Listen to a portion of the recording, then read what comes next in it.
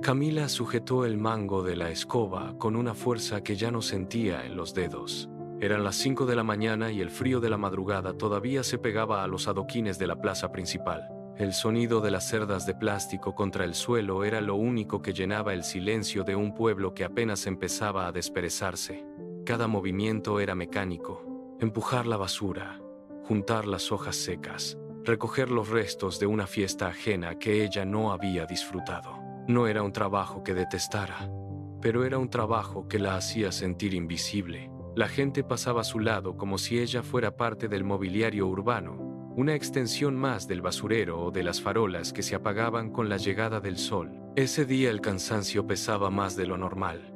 No era un cansancio de sueño, sino de incertidumbre. Al terminar su turno, caminó hacia la oficina de servicios generales para recibir el sobre de su pago quincenal. Cuando lo tuvo en sus manos, sintió esa breve descarga de alivio que dura apenas unos segundos antes de que la realidad de las deudas empiece a devorar el papel moneda. Se sentó en una banca de madera gastada cerca de la salida y abrió el sobre. Contó los billetes uno a uno. Eran exactamente los mismos de siempre, ni un centavo más ni un centavo menos. Mientras guardaba el dinero en su cartera, un pequeño papel se deslizó y cayó al suelo. Era un recibo de la tienda de abarrotes, donde pedía crédito cuando el sueldo no alcanzaba. La cifra que vio escrita a mano con tinta azul la dejó sin aire. El monto de lo que debía era casi la mitad de lo que acababa de recibir. Hizo una cuenta rápida mentalmente. Si pagaba la deuda de la tienda, no tendría suficiente para la luz y el transporte de las próximas 2 semanas. Si pagaba la luz, se quedaría sin comer los últimos 3 días del mes. Era un ciclo que conocía bien, una trampa circular donde cada paso hacia adelante parecía hundirla más en el barro. No había lujos en su vida. No había cenas costosas ni ropa de marca.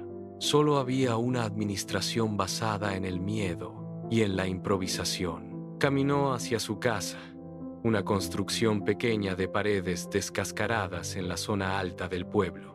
Al entrar, el silencio la recibió como un recordatorio de su soledad. Dejó las llaves sobre la mesa de madera y se quedó mirando el sobre de dinero. El problema no era cuánto ganaba, o al menos eso intentaba decirse, sino que el dinero parecía tener alas. Se le escapaba entre los dedos en gastos que no podía ni siquiera nombrar.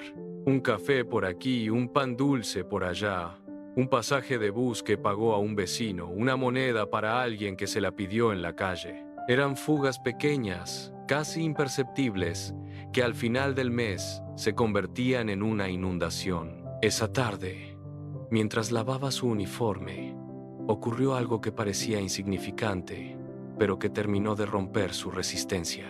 Al meter la mano en el bolsillo del pantalón de trabajo, encontró un billete de baja denominación que se había hecho pedazos en la lavadora. Eran apenas unos cuantos pesos, pero ver ese dinero deshecho, convertido en pulpa de papel mojado, le dolió más que cualquier otra cosa. Representaba horas de barrer bajo el sol, de agacharse a recoger desperdicios, de aguantar el desprecio visual de los transeúntes. Y ahora no servía para nada. Se sentó en el suelo del patio y lloró. No fue un llanto dramático, fue un sollozo seco, de pura impotencia. Ese pequeño error, el olvido de revisar un bolsillo, le hizo entender que estaba tratando su esfuerzo con el mismo descuido con el que el viento trataba las hojas muertas en la plaza. Entendió que no podía seguir viviendo así, esperando un milagro o un aumento de sueldo que nunca llegaría. La incomodidad se instaló en su pecho como un fuego lento. No había una crisis externa, nadie la estaba desalojando todavía, pero internamente el suelo se había quebrado. Al día siguiente, regresó al trabajo con una mirada distinta. Mientras recorría los pasillos del mercado municipal, vio a una mujer joven sentada en un puesto de jugos naturales. La mujer tenía una libreta pequeña, donde anotaba algo con mucha concentración cada vez que un cliente le pagaba. Camila se acercó a pedir un vaso de agua y, movida por una curiosidad que no solía tener, Le preguntó qué escribía con tanto empeño. La mujer sonrió de forma sencilla y le dijo que estaba separando sus centavos. Le explicó que si no sabía a dónde se iba cada moneda, nunca sabría a dónde iba su vida. Esa frase se quedó grabada en la cabeza de Camila como un eco. Durante el resto de su jornada, empezó a observar los desperdicios que recogía de una manera diferente. Veía envases de productos caros que la gente compraba y tiraba a la mitad. Veía la negligencia del consumo. Al llegar a su casa esa noche, no encendió la televisión. En su lugar, buscó un cuaderno viejo que tenía guardado en un cajón y una caja de zapatos vacía. Se sentó a la mesa y, por primera vez en años, se enfrentó a sus propios números sin cerrar los ojos. Anotó cada gasto que recordaba haber hecho ese día. El resultado fue aterrador.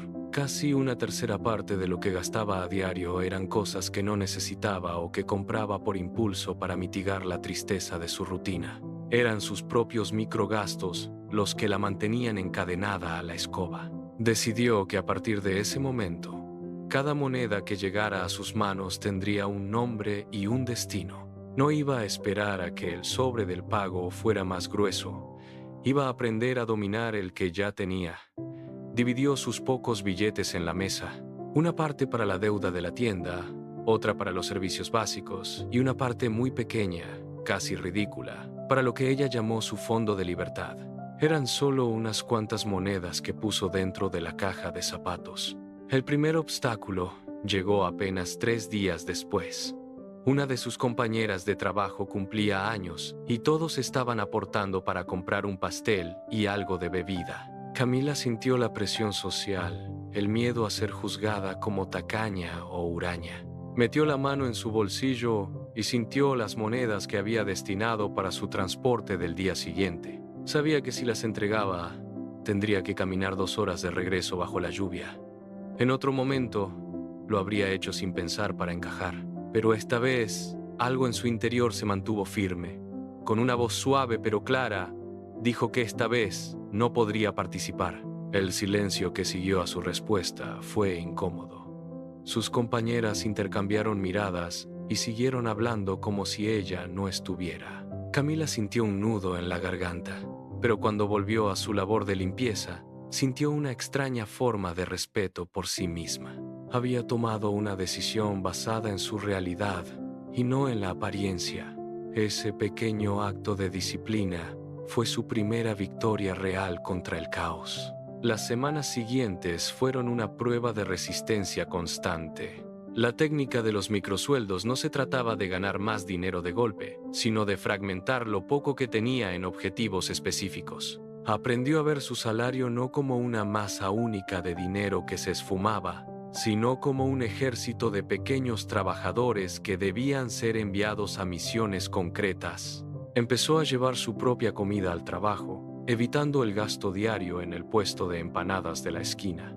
Al principio, el cambio de sabor y la falta de comodidad le molestaban, pero al final de la semana, ver que todavía tenía dinero en su bolsillo le daba una satisfacción que ningún alimento procesado podía comprar. Sin embargo, el progreso no era lineal.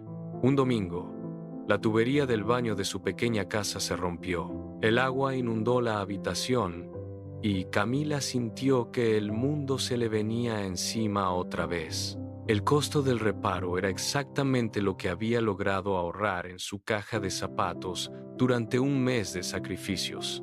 Tuvo que usar cada centavo para pagarle al fontanero. Mientras lo veía trabajar, sintió una profunda amargura. ¿De qué servía tanto esfuerzo si un imprevisto podía borrarlo todo en 10 minutos? Se quedó mirando la caja de zapatos ahora vacía. La tentación de rendirse, de volver a su antigua forma de vivir, de simplemente gastar lo que sobraba y pedir crédito en la tienda, era enorme. Era más fácil vivir en la ignorancia que en la disciplina constante. Pero entonces recordó la sensación de seguridad que había tenido esos pocos días con dinero ahorrado. Recordó que, de no haber tenido ese ahorro, el problema de la tubería se habría convertido en una deuda impagable con intereses que la asfixiarían durante meses. El ahorro no había fallado. El ahorro había cumplido su propósito, protegerla de una crisis mayor. Con las manos todavía húmedas por el agua de la inundación, Camila volvió a colocar la caja sobre la mesa.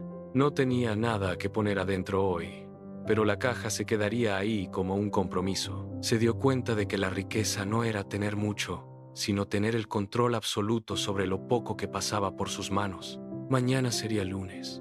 Volvería a la plaza, volvería a la escoba, pero sus ojos ya no estarían fijos en el suelo buscando basura, sino en el horizonte de sus propios números. La transformación estaba ocurriendo de adentro hacia afuera. Ya no se sentía como una víctima de las circunstancias, sino como la arquitecta de una estructura que apenas comenzaba a levantarse. Sabía que los días difíciles no habían terminado, que habría más tentaciones y más accidentes, pero ahora tenía una herramienta que nadie le podía quitar: la conciencia de su propio valor traducida en cada moneda que decidía no malgastar. El camino era largo, pero Camila ya no tenía prisa. Había entendido que la fortuna se construye un centavo a la vez, y ella estaba dispuesta a recogerlos todos. El sol de junio no perdonaba. Camila sentía el vapor que subía del asfalto mientras empujaba el carro de basura, pero su mente estaba en otra parte. Llevaba 3 meses siguiendo un sistema que al principio le pareció una tortura y que ahora era su única ancla. Había aprendido que el mayor enemigo de su progreso no eran los grandes gastos, sino los que ella llamaba los gastos fantasma. Esas monedas que se iban en un refresco para el calor, en un dulce para pasar el trago amargo de un regaño de su supervisor, o en cualquier objeto pequeño que prometiera un segundo de felicidad inmediata. Decidió aplicar una regla que leyó en un trozo de periódico viejo: separar el dinero apenas llegara a sus manos. No podía esperar a que terminara la quincena para ver qué sobraba, porque nunca sobraba nada. Ahora, apenas recibía su sobre, Camila caminaba a su casa y dividía el efectivo en 4 frascos de vidrio que había rescatado de la basura y lavado con esmero. El primer frasco era para lo inamovible: el arriendo y la luz. El segundo era para la comida básica, comprando solo lo que estaba en temporada y en el mercado mayorista. El tercero era para los imprevistos, esa lección que aprendió con la tubería rota. Y el cuarto, el más pequeño de todos, lo llamó su capital de semilla. Al principio, ver solo 3 billetes de baja denominación en el frasco de semilla le daba risa y tristeza al mismo tiempo. ¿Qué podía hacer una aseadora con eso? Pero recordó que el objetivo no era la cantidad, sino el hábito. Estaba entrenando a su cerebro para entender que una parte de su trabajo le pertenecía a ella y no a sus acreedores.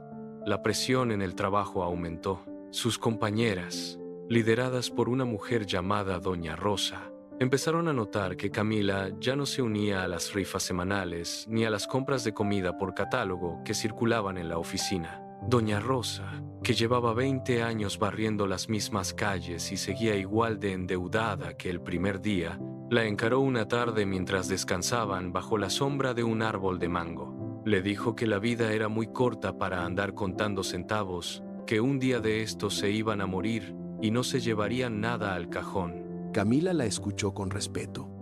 No trató de convencerla ni de explicarle su plan. Solo le dijo que estaba intentando algo diferente porque lo de siempre ya no le funcionaba. Pero por dentro, la duda la asaltaba.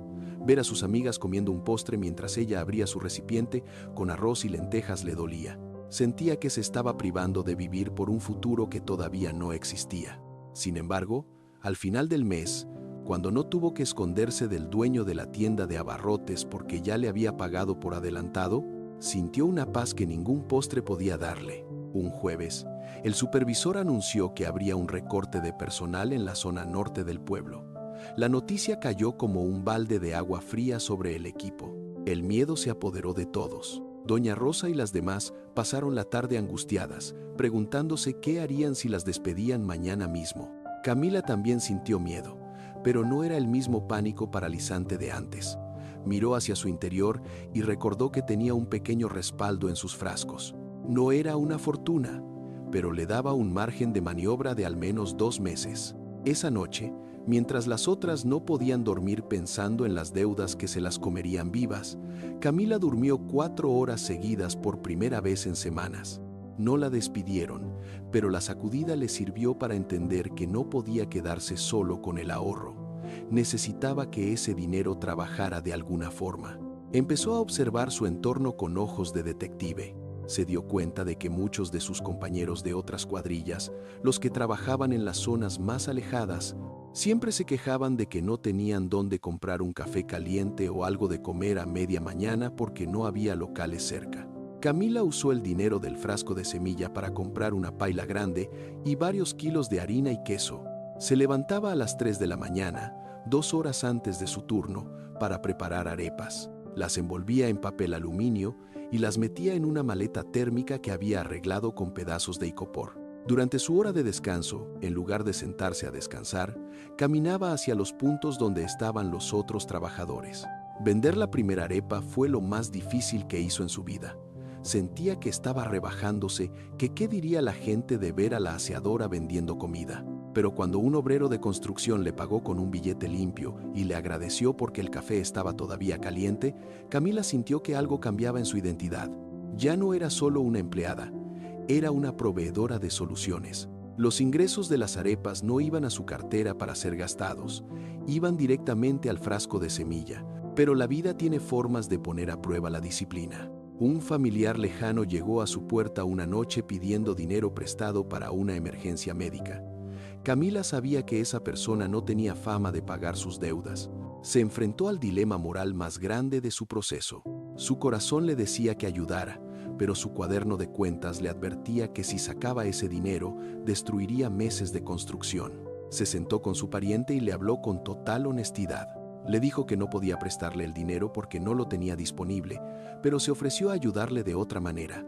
Le enseñó a preparar las arepas y le prestó sus implementos para que él mismo pudiera generar el recurso que necesitaba. La persona se molestó, dijo que ella se había vuelto egoísta desde que tenía plata y se fue dando un portazo. Camila se quedó sola en su cocina, sintiendo el peso de la soledad que a veces trae el orden. Entendió que muchas personas prefieren la caridad inmediata que el esfuerzo sostenido y que su camino la alejaría de quienes no estuvieran dispuestos a cambiar su mentalidad. No fue una noche fácil. El sentimiento de culpa la persiguió hasta el amanecer, pero cuando abrió su cuaderno y vio que sus metas seguían intactas, supo que había tomado la decisión correcta para ambos a largo plazo. Con el tiempo, las arepas se volvieron famosas en el sector público del pueblo. Camila contrató a una vecina que necesitaba trabajo para que le ayudara con la preparación mientras ella cumplía su turno de limpieza. Ahora tenía 2 fuentes de ingresos y su sistema de frascos se había convertido en una cuenta de ahorros real en una cooperativa local. Aprendió que el dinero no es un fin, sino una herramienta para comprar opciones. Ya no compraba ropa para impresionar a Doña Rosa, compraba mejores insumos para su pequeño negocio. Ya no pagaba intereses, ahora los recibía ella en su cuenta. La técnica de los microsueldos le había enseñado que la verdadera fortuna no es un golpe de suerte, sino la suma acumulada de decisiones correctas tomadas en momentos de absoluta soledad y silencio. Un día, mientras barría la plaza principal, se detuvo frente a la vitrina de una agencia de viajes. Vio carteles de lugares que nunca imaginó conocer. En otro tiempo, habría suspirado con envidia y seguido de largo. Esta vez, se quedó mirando el cartel durante un minuto, hizo un cálculo rápido en su mente, sonrió para sí misma y siguió barriendo. Sabía que si seguía con su plan, ese viaje no era un sueño imposible, sino una entrada en su cronograma de metas para dentro de 2 años. El cambio más profundo, sin embargo, no estaba en su cuenta bancaria. Estaba en su espalda. Ya no caminaba encorvada, con el peso de la escasez sobre los hombros. Caminaba con la frente en alto, no con soberbia, sino con la dignidad de quien sabe exactamente cuánto vale su hora de trabajo y cuánto de ese valor se queda en su bolsillo. Camila ya no era solo la mujer que recogía la basura del pueblo. Era la mujer que estaba limpiando su propio destino, una moneda a la vez, con la misma paciencia con la que las cerdas de su escoba despejaban el camino cada mañana. El 5.º año de la nueva vida de Camila no llegó con grandes anuncios, sino con un silencio sepulcral en la oficina de la Dirección de Servicios Públicos. Afuera, El pueblo seguía su curso, pero dentro de esas paredes, el aire estaba cargado de la expectativa que precede a las grandes decisiones. Camila, ahora supervisora de zona, estaba sentada frente a un panel de auditores externos que habían llegado para revisar la eficiencia del municipio. Ya no vestía el uniforme de drill azul de las cuadrillas de limpieza, pero sus manos, aunque más cuidadas, conservaban esa firmeza de quien ha dominado la escoba y el destino. Los auditores no entendían cómo una mujer que venía de los niveles más bajos del escalafón operativo presentaba informes de optimización que superaban a los de los ingenieros con años de estudio. Camila no usaba términos técnicos sofisticados ni palabras rebuscadas. Ella hablaba de fugas y de respeto. Explicaba que un camión de basura que perdía 10 minutos en una ruta mal trazada era exactamente igual a una moneda que se cae por un agujero en el bolsillo del pantalón. Para ella, la logística de un pueblo entero no era más que una versión gigante de sus antiguos frascos de vidrio. Lo que antes aplicaba a sus centavos, ahora lo aplicaba a los galones de combustible y a las horas de trabajo de cientos de hombres. Al salir de la reunión, Camila caminó hacia la ventana del pasillo largo y miró hacia la plaza principal. El sol de la tarde bañaba los techos de barro y las calles que ella misma había barrido 1000 veces. En ese momento, entendió que el verdadero cambio no había sido el cargo, ni el escritorio de madera, ni el aumento de sueldo que ahora recibía por transferencia bancaria. El cambio real ocurrió el día que dejó de ver el dinero como un enemigo que la perseguía para quitarle el sueño y empezó a verlo como un pequeño ejército de trabajadores que estaban a su servicio, incluso mientras ella dormía. Había aplicado con rigor una técnica que al principio le pareció imposible: el ahorro para el retiro y las inversiones de largo plazo. No lo veía como algo para cuando fuera anciana, sino como una prioridad del presente. Cada vez que recibía su salario de supervisora, el primer movimiento no era pagar las cuentas de la luz o el mercado, sino pagarse a sí misma. Ese pequeño porcentaje, ese microsueldo sagrado, iba directamente a una cuenta de inversión que había estudiado con paciencia en la cooperativa. No buscaba hacerse rica en una noche con apuestas arriesgadas. Buscaba que el interés compuesto, ese concepto que antes le sonaba a magia, empezara a tejer una red de seguridad bajo sus pies. Aprendió que el dinero tiene su propio tiempo de crecimiento, igual que una planta, y que si uno no se come la semilla, el árbol terminará dando sombra. Sin embargo, el éxito trajo consigo una nueva forma de desafío: la presión de su nuevo círculo social. Sus colegas supervisores, hombres y mujeres que ganaban lo mismo que ella, vestían ropas de marca y cambiaban de teléfono cada 6 meses. La miraban con extrañeza porque Camila seguía viviendo en la misma casa y manejaba una bicicleta en lugar de comprar un coche a cuotas interminables. En una de las reuniones de fin de mes, uno de ellos le preguntó, con un tono que pretendía ser gracioso pero escondía una crítica, ¿para qué ganaba tanto dinero si no se daba los gustos que la vida le ofrecía ahora? Camila lo miró con una calma que lo dejó descolocado. No le habló de finanzas, sino de libertad. Le dijo que sus gustos no estaban en las vitrinas de los centros comerciales, sino en la tranquilidad de saber que, si mañana decidiera no trabajar, su vida no se derrumbaría. El hombre no supo qué responder. Para Camila, el consumo no era un premio por su esfuerzo, sino una trampa que mantenía a los demás encadenados a sus escritorios, trabajando para pagar cosas que ya no les daban alegría.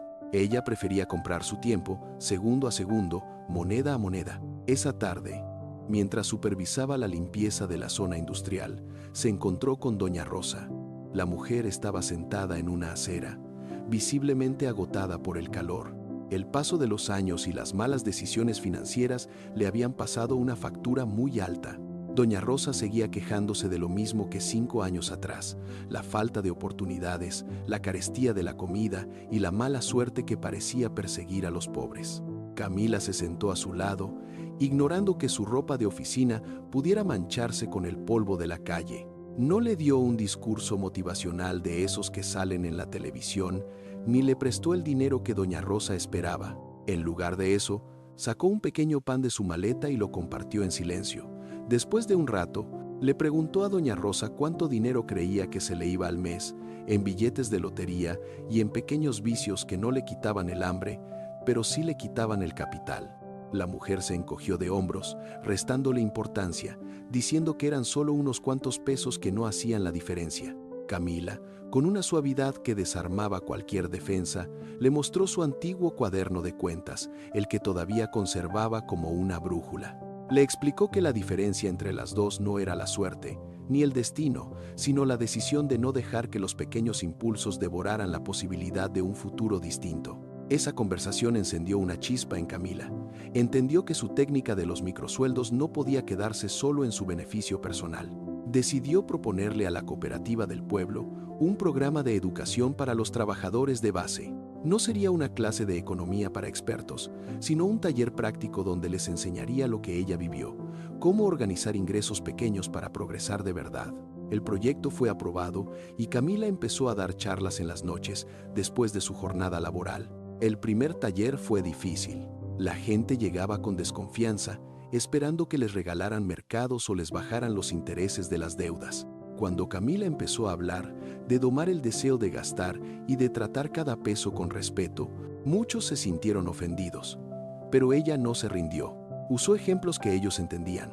El costo de una cerveza diaria comparado con el costo de un par de zapatos para sus hijos. Mostró cómo, al cabo de un año, ese dinero invisible se convertía en una suma capaz de iniciar un pequeño negocio o arreglar una habitación de la casa.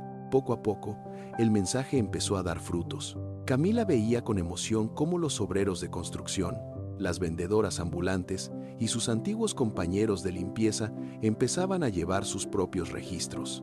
Ver a un hombre rudo, de manos curtidas por el cemento, sacando un pequeño lápiz para anotar el gasto de su transporte, fue para ella un triunfo mayor que cualquier ascenso profesional. Estaba creando una comunidad de personas que ya no eran víctimas del sistema, sino dueños de sus propias decisiones. Estaba sembrando la semilla de la dignidad a través del orden. Pero el reto final de Camila no estaba en enseñar a los demás, sino en enfrentar sus propias debilidades. Un banco local, conociendo su solvencia y su cargo, le ofreció un crédito hipotecario para comprar una casa en la zona más lujosa del municipio. Era la tentación definitiva de la vida exitosa que todos esperaban de ella. Por un momento, Camila se dejó seducir. Se imaginó en una cocina moderna, con grandes ventanales y un jardín privado. Durante una semana, su mente no dejó de dar vueltas a la idea. Tenía el dinero para la cuota inicial y su sueldo cubría los pagos cómodamente. Sin embargo, una noche de lluvia, mientras revisaba sus planes a 10 años, recordó la técnica de la gratificación postergada. Se hizo una pregunta sincera. ¿Compro esta casa para vivir mejor yo o para que los demás vean lo bien que me va? La respuesta fue un golpe de realidad. La casa era un capricho de su ego que la obligaría a trabajar 10 años más solo para mantener una estructura que no necesitaba. Decidió rechazar el crédito. En lugar de eso, usó una parte de su ahorro para mejorar la casa donde siempre había vivido, reforzando las paredes de su madre y asegurando que fuera un lugar eficiente, cálido y sencillo. El dinero restante lo destinó a un fondo de becas para que los hijos de sus empleados en el negocio de arepas pudieran ir a la universidad técnica. Ese acto de renuncia fue su verdadera graduación. Entendió que la riqueza no consiste en tener lo mejor del mercado, sino en necesitar lo mínimo para ser plenamente dueña de su tiempo. La libertad no era una cifra en el banco, sino la capacidad de decir que no a lo que no era esencial. El cierre de su proceso ocurrió un domingo de diciembre. El pueblo estaba de fiesta y la plaza de mercado bullía de actividad. Camila caminaba entre la multitud, pasando totalmente desapercibida, como siempre le había gustado. Ya no era la mujer invisible por su pobreza, sino una mujer que elegía la discreción por su sabiduría. Se detuvo frente a un puesto de helados y vio a una niña pequeña que contaba sus monedas con mucha atención sobre la contar, palma de su mano. La niña separó 3 monedas y las guardó en un bolsillo secreto de su morral antes de pedir el helado más sencillo. Camila sintió un nudo de felicidad en la garganta. Se acercó a la niña y, con curiosidad, le preguntó por qué guardaba esas monedas aparte. La pequeña, con una seriedad que recordaba a la de Camila años atrás, le respondió que su mamá le había enseñado que una parte de lo que recibía era para disfrutar el domingo y la otra parte era para sembrar los sueños del lunes. Camila miró hacia el puesto de jugos naturales y allí estaba una de las mujeres que asistía a sus talleres, sonriéndole con complicidad desde la distancia. El sistema estaba vivo, La técnica de los microsueldos no solo le había dado una fortuna económica, le había dado un legado de libertad para otros. Camila volvió a su casa y se sentó en el patio a ver cómo las estrellas empezaban a asomarse sobre las montañas. Ya no había frascos de vidrio sobre la mesa, ni miedos que le apretaran el pecho, ni deudas que la obligaran a bajar la cabeza. Solo había una profunda y silenciosa sensación de gratitud. Se dio cuenta de que la técnica no se trataba de números, sino de respeto por el propio esfuerzo. Cada moneda ahorrada era un agradecimiento a la Camila que barría bajo la lluvia. Cada gasto evitado era una promesa cumplida a la Camila del futuro. El guión de su vida ya no lo escribían las facturas vencidas ni las crisis inesperadas. Lo escribía ella misma, con letra firme y sin tachones. La fortuna que había formado no estaba encerrada en una caja fuerte. Estaba repartida en la educación de los hijos de sus vecinos, en la tranquilidad de sus noches y en la fuerza de sus decisiones. La historia de la aseadora pública que se hizo rica no era un cuento de hadas sobre ganar la lotería, era la crónica de una mujer que aprendió a ver lo que otros ignoraban y a dominar lo pequeño para conquistar lo eterno. Al final del día, el suspenso de la vida no consistía en saber si llegaría el dinero, sino en saber quién serías tú cuando ese dinero estuviera en tus manos. Camila ya lo sabía con certeza, y mientras el pueblo se dormía bajo el manto de la noche, ella se preparó para un nuevo amanecer, no con la angustia de quien tiene que trabajar para sobrevivir, sino con la alegría de quien vive para ver cómo su esfuerzo sigue floreciendo en el mundo. La técnica de los microsueldos había terminado de darle su mayor fruto, la paz absoluta de no deberle nada a nadie y de ser, por fin, la única dueña de su propio destino. El fuego interno que antes era ansiedad ahora era una luz tranquila que iluminaba su camino y el de muchos otros, demostrando que la verdadera riqueza comienza con la disciplina de un solo centavo bien administrado.